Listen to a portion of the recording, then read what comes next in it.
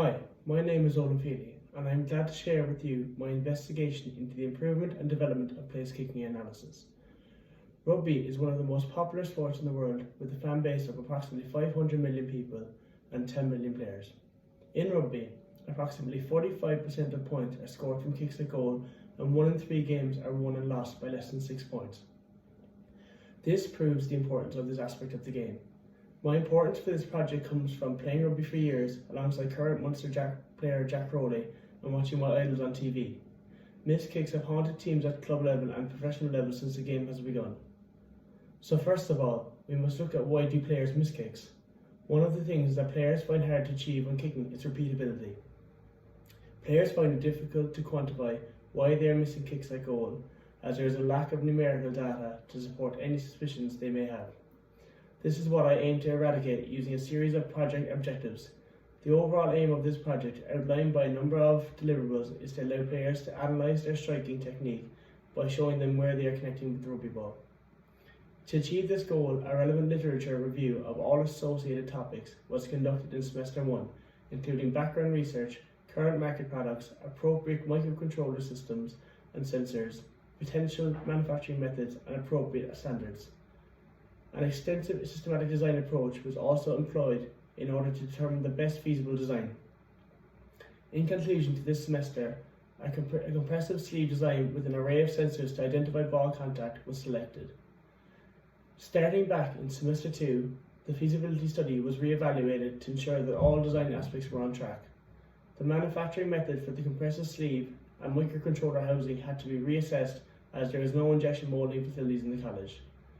After considering other alternative methods, such as 3D printing, it was determined that none of the alternative methods were sufficient due to design requirements and health and safety issues.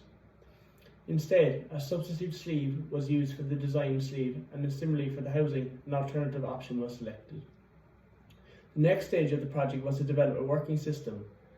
This side of the project incorporated a physical Arduino circuit and an accompanying code. Arduino software was used to design how the system would work, and Python system was used to translate the collected data to Excel. The system allows the user to analyze which part of the foot they are connecting with the ball by reading which sensor is registered at the time of the strike. The system also tells the user how much force they are exerting on each sensor. In relation to testing the system, the first test carried out was the calibration of the force sensors. This was carried out by applying known forces to the sensors and ensuring the force reading is accurate. Tests were also carried out to see if all sensors are giving off the correct response. This response was represented on an LED which flashes blue when the sweet spot was contacted with, and red when another sensor is contacted, symbolizing a miss. Unfortunately, the field testing of the prototype could not be carried out due to component issues, meaning the final system could not be validated.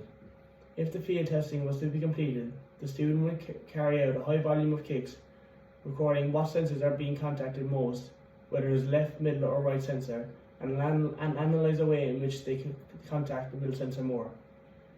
Throughout the year, there was a series of challenges that were faced. The main challenge faced was the circuit construction issues, which was overcome by soldering the wire connections. Other challenges faced were the availability of machinery in the college, the learning of new Arduino systems and microcontrollers, and the breach in MTU security. Looking to the future, the student would hope to develop this project further.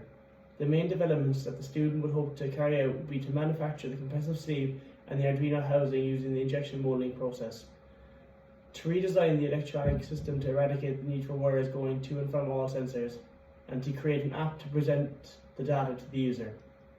Some other developments include incorporating the ball tracking technology and wind vanes to allow the user to analyze the effects of specific contact points in relation to the flight path of the ball. Thank you for listening.